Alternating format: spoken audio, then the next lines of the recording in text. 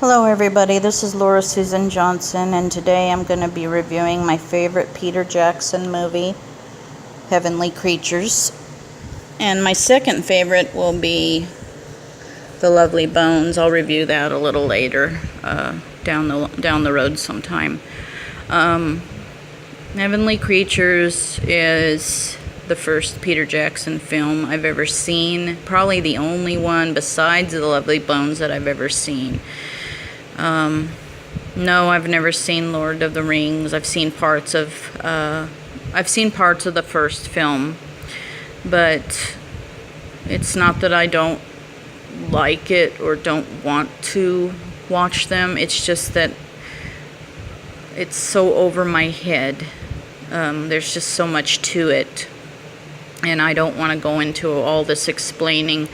I will say this, my ADHD contributes to a lot of it. I find it very hard to read books that are that long and that complicated, and the history of all the characters is extremely, shall we say, complicated, complex, intricate. That's the word I was looking for. So, anyway, Heavenly Creatures, 1994. First of all, I thought that the two young actresses were veterans, and I was wrong. This was their feature film debut. Naturally, when I'd seen this, I thought that Kate Winslet was a veteran because I'd seen Titanic before I saw this. This film was made in 1994, and I didn't realize that. I saw it in 2003, a whole 9 years later, and I was so just impressed by these two actresses, Melanie Lynskey and Kate Winslet. I thought she'd been in Titanic like years before this, and because I'd never heard of this movie before, and I was shocked. She did such a beautiful job. And Melanie Lynskey, I just figured she was some veteran actress who was breaking out in America and had been acting for years and, been in tons of movies over there. And no, that was her feature film debut. She was probably maybe had some acting experience, but feature film debut, either way, in New Zealand, in America, everywhere. So, and these two young girls, young women, give such shockingly amazing performances. You just wouldn't believe they're first-time actresses, So, I was just blown away. The film also stars Diana Kent and Sarah Pierce, along with a bunch of other people, and I'll put those up in the video. Needless to say, there are spoilers. This is based on a true case that happened in New Zealand back in the early to mid 1950s. Right around the time my mom was born. This is when that happened. And it's a case that really shocked New Zealand. It was just one of those cases, you just cannot fathom it. And the thing that makes this movie so incredibly unique is that Peter Jackson lays the groundwork for two amazing, developed, sympathetic, empathetic, just fully realized characters that you don't hate. They're protagonists, they're not antagonists. That you just kind of follow them along and you begin to get worried, but you realize that this is kind of human consequence, This happens to people. There was something off about both of them from the start, even before they met. Is it their parents' fault? Well, who can say? Pauline seems to have been raised by loving parents who cared very much for her. But there was still something not quite right there. Why wasn't she singing along with the hymns in the beginning of school? Why was she so withdrawn? Why was she so shy? Why didn't she have any friends? You know, Juliet seemed like she was easier to read. She seemed to have a streak of mischievous rebellion in her, and a little bit of anger, a little bit of passive aggression, and I kind of pinpointed that down to her parents kind of leaving her quite a lot when she was a child. She had a history of tuberculosis, recurring tuberculosis, also known as consumption, and they kept moving her around, and they had to leave her because he had, the dad had all his work that he had different places he had to be or something, traveling, and they'd leave her in the Bahamas, here and there, in these warm climates, trying to help her recover from this disease. And this disease is still pretty deadly disease today, although the medications that they offer today are much better than the ones that they had from the mid-19th century to the mid-20th century.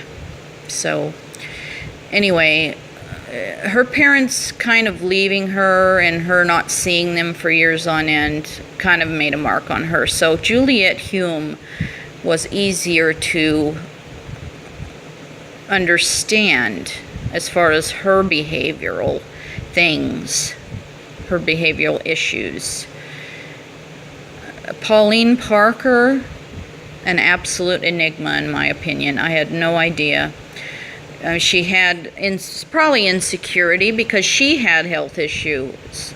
She had a bone disease known as osteomyelitis, which is a bacterial infection that invades beyond your soft tissues and into your bone, and if it's not treated as soon as possible, you could lose your limbs, and end up in a wheelchair and unable to walk, or end up losing an arm or something. It's very serious.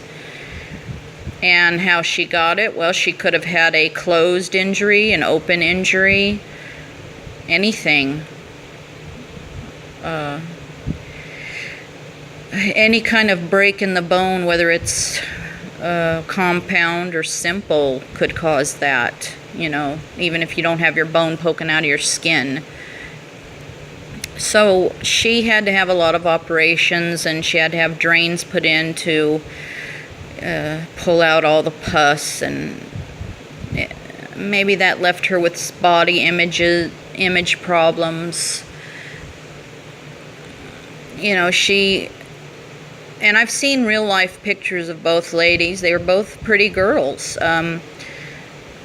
I think over the course of their friendship, Pauline lost a lot of weight, and I think they even address it in the movie, like she develops an eating disorder, like they mention vomiting, although they don't show it.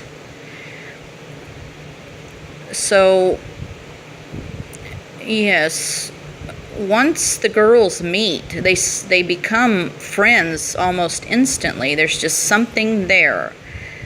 The mutual, health issues, they share their stories about their illnesses. They come from different socioeconomic backgrounds. I mean, Juliet Hume is, well off. Her dad works at the Canterbury College or university or something. And her mom is at one time she was a host at a radio show, and now she's a therapist, a marriage counselor or something like that. And meanwhile, Pauline's parents, well, her dad works as a manager at a fish market, which isn't really all that impressive. And her mom's a housewife, takes care of grandma at the house, and they take in lodgers for extra income. They rent out rooms and stuff like that. So it's, it's two different financial situations there. Juliet lives at an estate called Ilam. They used to name their homes, Green Gables, that kind of thing. So hers is called Ilam. And Pauline just lives kind of at a little old modest house. And I don't think they gave hers a name, but she just lives in a modest house in town, and Juliet lives out in the beautiful countryside. So the town they live in is Christchurch, and it's known as the city on the plains in New Zealand. And I would imagine, not knowing New Zealand's geography that well, it must be in the middle of the country, surrounded by mountains, in a valley or something. But anyway, the girls, they're very talented. They talk a lot at first, and they go visit each other after school. Mostly Pauline visits Juliet because her house is in the country and it's a lot more fun. There's a lot more places to play. They have a shared affinity for Mario Lanza, the singer. They begin working with clay models. They begin writing stories together. They invent this wonderful imaginary kingdom called Barovnia. They invent this king and queen called Charles and Deborah. They invent another little character, a gypsy girl named Gina. And this tennis instructor, I believe. I think that's, a tennis instructor named Nicholas who's in love with Gina. So, they have all these different, projects that they do, and they're always busy, and they go to school. They spend all their time together after a while. I mean, it just doesn't take long before they're just inseparable. They're just absolute best friends. And you'd think Julia, being a girl of, more wealth, would be a snob and want to be with rich girls, but she seems to have a little more depth to her than that. She really loves Pauline. And they, one day in English class, there was this assignment to write an essay on the king and queen. Now, I don't know if this is a king and queen of England. I don't know if New Zealand had a king and queen back then. I have no idea. I don't know what the British Empire was like in the 50s. I have no idea. But it doesn't really matter, because Juliet reads this essay about Charles and Deborah, the king and queen of Barovnia. And pretty racy stuff, about their sex life, pretty much. And the teacher just blows her stack and sends Juliet back to her seat. Just raked her over the coals, tore her a new one. But when Juliet sits back down, she's coughing up blood. Turns out she's got tuberculosis again. So she has to go to the hospital, which is full of other tuberculosis victims. I guess it's just, back then, it was just a big, big problem. I don't, even working as a nurse, I just have not seen it. Even when we worked I had a job as a community health nurse where I'd have to go to different houses and just pass out medications every day. and go to different clinics, and I just never saw him coughing blood into bowls or vomiting blood everywhere like I saw in this movie. And I don't think it was exaggerated. I think they had epidemics. I do. In the 50s, they just didn't have the medicines they do today. So, anyway, of course, Juliet's heartbroken that she's being separated from Pauline. Pauline's heartbroken. She wishes she could get tuberculosis as well, which I think that's not a thing you'd want.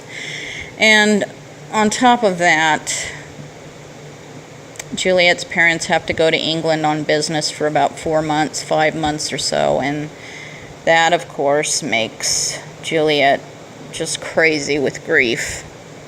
She's sick, she's sad, she's lonely, and these things might be the key to why she's not a snob. She's just been such a lonely person, and Pauline just...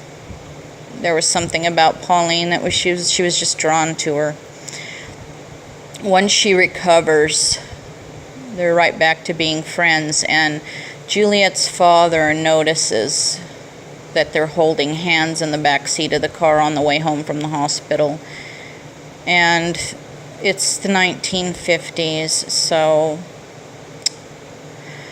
homophobia, big thing in the 1950s, listed as a mental illness in the psychological texts, and definitely not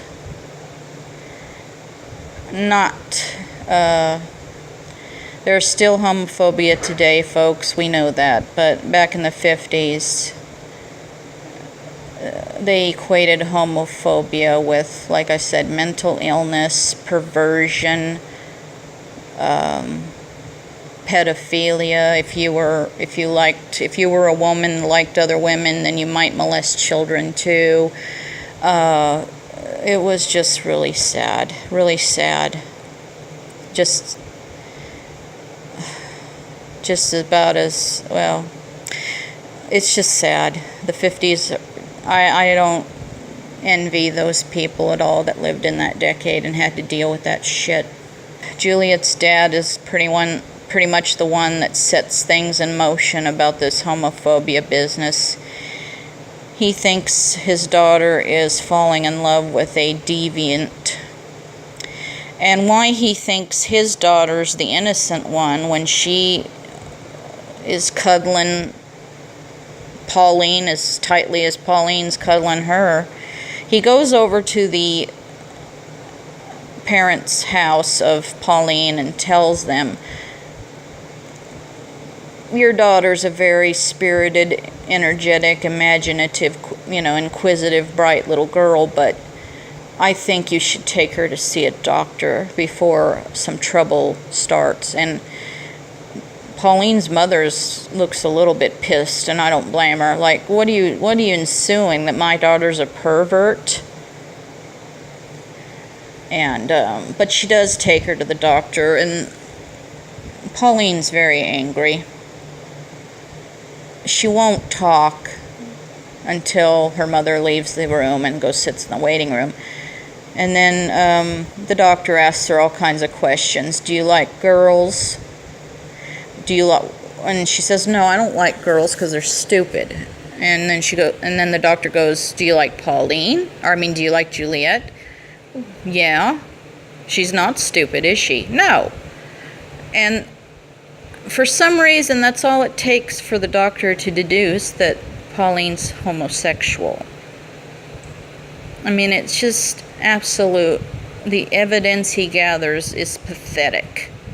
He just brings Pauline's mother back into the office and sends Pauline out and says, I think your daughter's homosexual. And they go into a big panic about it. Oh, don't worry, Mrs. Reaper. It'll be fine. It'll be fine. She'll grow out of it. Stuff like that.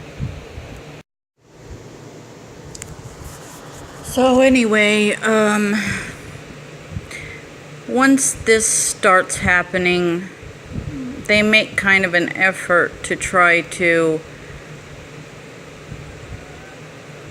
keep Pauline and Juliet apart, but it doesn't work. They just rebel and stay close together and continue writing their stories.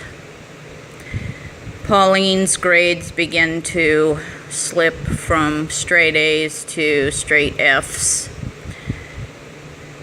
Juliet, not much going on with her as far as her schooling.